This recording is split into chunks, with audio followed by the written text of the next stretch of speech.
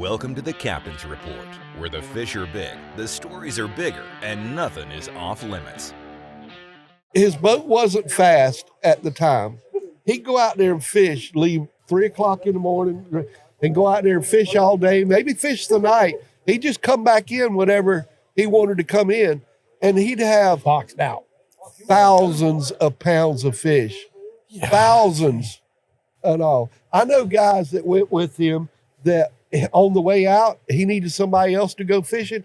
He'd see them flounder fishing in the inlet. Captain Buck Kimson told me a many times that HC would wave at him, "Hey, you want to go offshore?" "Sure, hold on a minute." They'd pull the boat over, throw the anchor out, and hop on the seahorse. Leave the John boat. And leave the boat in the inlet and creek pick and it just up take on the off. way back. That's hilarious. That's wild. That is awesome. That is wild. He gave me, whenever I pulled the Carla Ann, the big wood boat in that I had years ago, when I pulled it, brought it in. Named after my mama, by the way. Go ahead. I figured if she was going to get it in divorce, you might as well name it after you.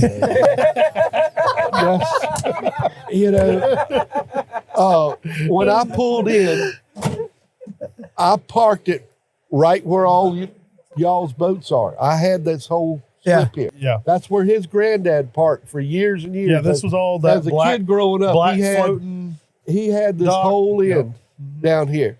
He had the seahorse pulled out doing Over work Hague. on it at Hague. Yep. And he says, "I don't know when I'm getting old. I don't know when I'm gonna get my boat back in the water." He says, "If anybody should have this slip, I love that you brought a Harker's Island wood boat in. Take mine. Whenever I get the seahorse back in the water, I'll give you a holler." And Never that's got how back in. how I inherited. Never went back into service. You go over there and look at the seahorse. It was over at Hague Marina. Until they just cleaned up for Did they? One rudder would be different from the other. One prop was Just you put might it have together. You might have a that's old school, 3-blade, like duct tape and a zip 3-blade ties. and a 4-blade prop. And they might be both counter rotating, or they might be Just whatever. he could find. Yeah, That's we'll go awesome. on it, and off we go to Smoke Trail. Out he go. Just like when he built most of the docks and Yeah. seawalls over at Oyster Cove He wasn't fishing. He Building built docks. for seawall. Mr. Pendergrass. Oh, And yeah. when they built Oyster Cove, Hey, Pendergrass. Yeah. Some old names coming here. he was like, "Hey, HC, I'll pay you half in cash, and you pick out 4 or 5 acres over here on the beach that you want in turn for the extra payment." Huh. Yeah. He was like, "No, it ain't never gonna be worth nothing. Can't grow nothing on it." Oh, So he took- no. What, 5 or 6 acres over off of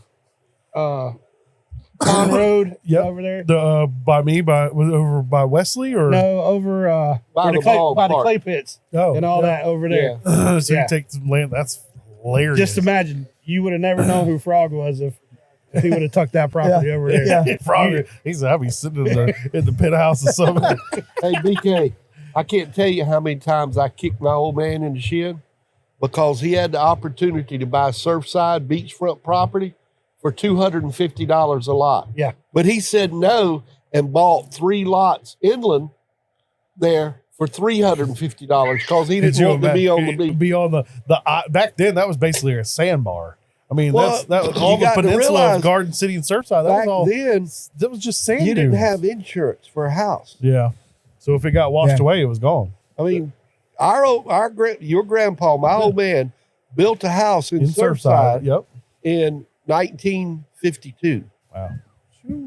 Before Hurricane Hazel come through in 54. Yeah. So moving on down the line. So we went from old school Merle's Inlet. The jetty's not even existing. So BK, I know I was kind of coming up the ranks, but then you ended up being a mate. How did you end up being a mate on the headboat with the old man? So I was actually living in Loris, and my dad was living here. I come down and stay with Dad for the summer, and Uncle Wayne, Yep. Captain Wayne used to run the Sea Spirit. The Sea Spirit. You had the Sea Spirit at the time. Yeah, he ran and the that was Captain Bill after, 3. That was after he ran the Captain Bill Yep. 3. BK, you ended up being a mate on the headboat with the old man. How did that happen? So I was living in Loris with my mom. I'd come here in the summertime because my dad lived here. I talked to Uncle Wayne. He's like, "Yeah, I can get you on a boat. I can get you on a boat." Yeah, this is Captain Wayne Strickland. He used to run the Captain Bill 3, and he had the Sea Spirit. Yep. And He's like, I can get you on. Matter of fact, I went to his house. He called Jack on the radio. Jack's like, oh, I'm full. So my dad had a friend. They moved Creekside Restaurant that used to be in front of Captain Dick's across the street to where the crooked floor was. My dad's friend was doing the roof. So I needed a job. I was like 14 years old. I was up there roofing. Jack stops by, got blown out that day. He said, hey, I had somebody quit. Wayne says you're looking for a job. Can you be on the boat tomorrow at 5:30? I jumped off the roof. Thanks for watching, guys. If you like this clip, make sure to like and subscribe and check out our full episodes. Link in the description below. Thanks for watching, tight lines, and we'll see you on the water.